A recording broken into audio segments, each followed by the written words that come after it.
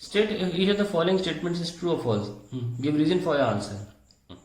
In an elastic collision of two bodies, the momentum and energy of each body is conserved. ये false है. ऐसा इसलिए क्योंकि अगर हम बात करें इसका मोमेंटम क्या है m1u1 और ये इसकी तरफ आ रही है कोलाइड करने के लिए, इसका मोमेंटम क्या है m2u2.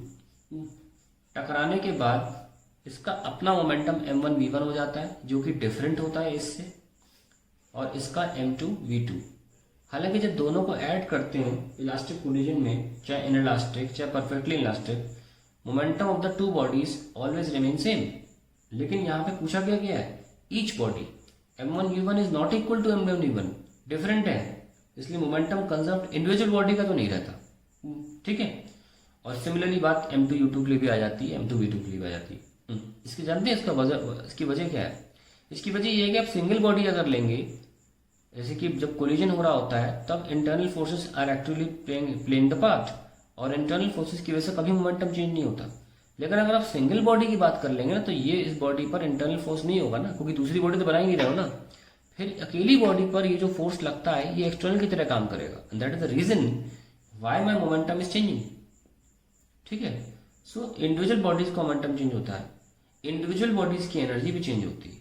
लेकिन अगर आप एनर्जी तो खैर इलास्टिक कोलिजन में दोनों में सेम रहेगी, पर मोमेंटम दोनों बॉडीज को अगर साथ में ऐड करके देखोगे तो किसी भी तरीके के कोलिजन के लिए कभी चेंज नहीं हो सकता, वो कंजर्व रहता है. परंतु इंडिविजुअली अगर बॉडी लोगे तो एनर्जी भी कंजर्व नहीं है और मोमेंटम भी कंजर्व नहीं. आगे बढ़ते हैं. Total energy of system is always conserved no matter what internal and external forces on the body are present. False. इसका रीजन ये कि टोटल एनर्जी सिस्टम की बदल सकती है अगर एक्सटर्नल फोर्स काम करें. भाई एक्सटर्नल फोर्स तो एक्सेलरेशन ले आते हैं ना, तो ये कहना गलत हो जाएगा. अगर एक्सटर्नली फोर्स अगर आ रहा है तो कुछ भी चेंज हो सकता है, तो इसका आंसर फॉल्स है. अगर इंटरनल फोर्स तक बात सीमित रहती तो मैं मान लेता ठीक है. तो total energy system is always conserved no matter what internal and external force act on the body. Absolutely wrong, because external force can bring a change in the energy of the, वही तो work energy theorem है यार. Work energy theorem क्या है? Whatever the work is done, it is change into kinetic, change equal to change in kinetic energy.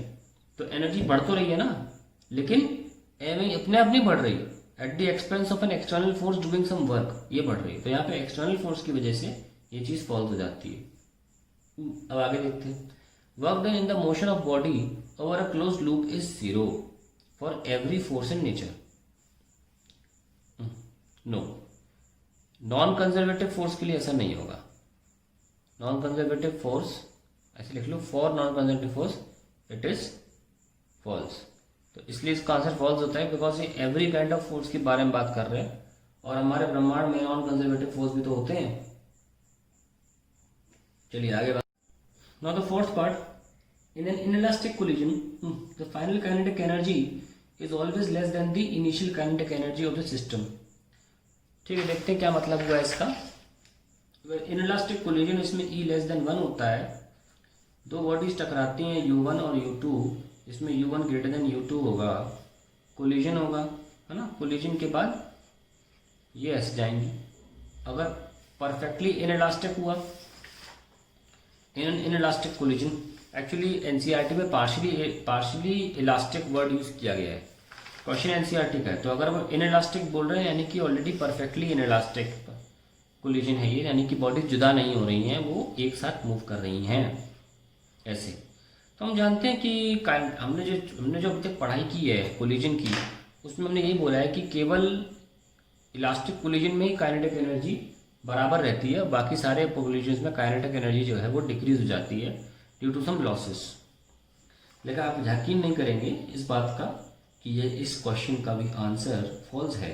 देखो क्यों, उसका reason है. Actually, in an inertial frame of reference, यानी कि मैं अगर खड़े होकर देख रहा हूँ यहाँ पर और मैं मूव नहीं करता हूँ, तो मुझे इसकी वेलोसिटी क्या मिलेगी? Half mu1 square. इसकी वेलोसिटी मिलेगी हाफ mu2 स्क्वायर, और इसकी वेलोसिटी जैसी है वैसी दिखेगी, जैसी भी है वैसी दिखती रहेगी मेरी वेलोसिटी. तो ऐसे में डेफिनेटली काइनेटिक एनर्जी डिक्रीज हो रही है। पर मैं एक केस लेके चलता हूँ आपको समझाने के लिए इस बात को। सपोज इस बॉडी की वेलोसिटी u है, इसकी वेलोसिटी 0 है, ये रेस्ट पर है सपोज, और टकराने के बाद कोलिजन इस जगह पर होता है हमेशा, और फिर ये जुदा हो जाती, जुदा नहीं होती सॉरी, क्योंकि हम परफेक्टली इनइलास्टिक कोलिजन ले रहे हैं। और this can be applied to any kind of inelastic collision. Perfectly inelastic तो अलग बात है जिसमें जुदा नहीं होती, पर जो मैं केस लेने जा रहा हूँ ये किसी भी तरीके की कोलिजन के लिए एप्लीकेबल है कि काइनेटिक एनर्जी फाइनली इंक्रीज हो सकती है। इंक्रीज हो सकती है वो कैसे? इन दोनों की कंबाइंड वेलोसिटी भी है, ठीक है। अब देखना, सपोज मैं किसी स्केट बोर्ड पे u वेलोसिटी से ट्रैवल कर रहा हूँ। अगर मैं u वेलोसिटी से ट्रैवल कर रहा हूँ तो ये बॉडी मुझे रेस्ट पे देखेगी, तो इसकी काइनेटिक एनर्जी क्या हो जाएगी? 0। ये बॉडी रेस्ट पर पहले से थी। मैंने चीज़ों को आसान करने के लिए ऐसा एग्जाम्पल लिया है, तो कॉम्प्लेक्स नहीं चाह रहा था मैं, इसलिए मैंने इसको रेस्ट पे ले लिया एक को। और यहाँ पे जो काइनेटिक एनर्जी इस मोशन करने की वजह से है, तो ये बॉडी मुझे पीछे आती दिखेगी u स्पीड से। कहीं भी जाए एनर्जी तो काउंट हो जाएगी ना, हाफ एम यू स्क्वायर। तो टोटल एनर्जी जो है इनिशियली वो अब भी हाफ एम यू स्क्वायर आई, जो कि इनर्शियल फ्रेम में भी आती अगर ये बॉडी रेस्ट पर होती और ये बॉडी मूव कर रही थी। पर यहाँ पर अगर नोटिस करें तो यहाँ पे क्या होगा, दो बॉडी जुड़ गई, सपोज दोनों का मास हमने सेम ले लिया, और स्पीड जो है वो v माइनस यू का स्क्वायर हो जाएगा। यस और no? What will it become? v minus u का स्क्वायर। तो हम ऐसा करते हैं, हाफ m और यहाँ पे लिख लेते हैं 2 times of v minus u का स्क्वायर। ये ऐसे ब्रैकेट बना लेते हैं ताकि हमें कंपैरिजन के लिए केवल ये ब्रैकेट मिले और ये ब्रैकेट मिले।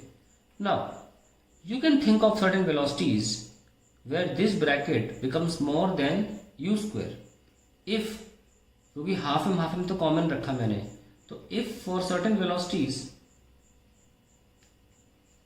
2 times of v minus u square is greater than u square। हो सकता है ऐसा, अगर हम कुछ वेलोसिटीज ले लें जिसमें कि ये जो टर्म है 2 times of v minus u का होल स्क्वायर ग्रेटर हो जाए यू स्क्वायर, मतलब मेरी मोशन की स्पीड कुछ ऐसे होनी चाहिए कि ये वाला टर्म जो है वो ज़्यादा आ जाए इस वाले टर्म से। ऐसे में ये काइनेटिक एनर्जी इंक्रीज हो जाएगी। तो यानी कि हमें नॉन इनर्शियल फ्रेम, यानी कि हमें किसी एक्सेलरेशन पे जाते देखना होगा, तब ऐसा हो सकता। जब अदर रेफरेंस फ्रेम, मैं ये नहीं कह रहा कि एक्सेलरेटेड फ्रेम हो, पर मैं अगर मूव करते भी देख रहा हूँ तो भी ये संभावना है कि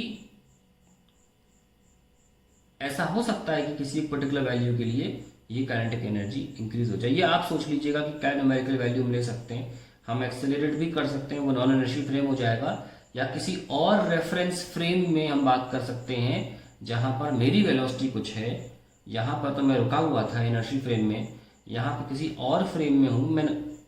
हालांकि मैंने अभी नॉन इनर्शियल फ्रेम को इस एक्सप्लेनेशन से दूर रखा है। आप अगर एक्सेलरेट कर रहे होगे फिर और संभावनाएं बन सकती हैं।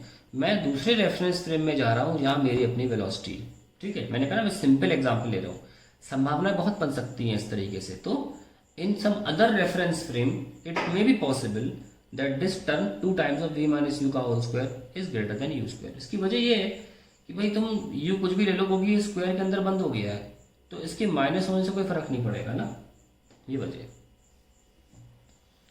तो that is the explanation of this and that is the reason why kinetic energy finally can increase। हम इसको भी लिख लेते हैं false, जो फाइनल आंसर है, as in some reference frame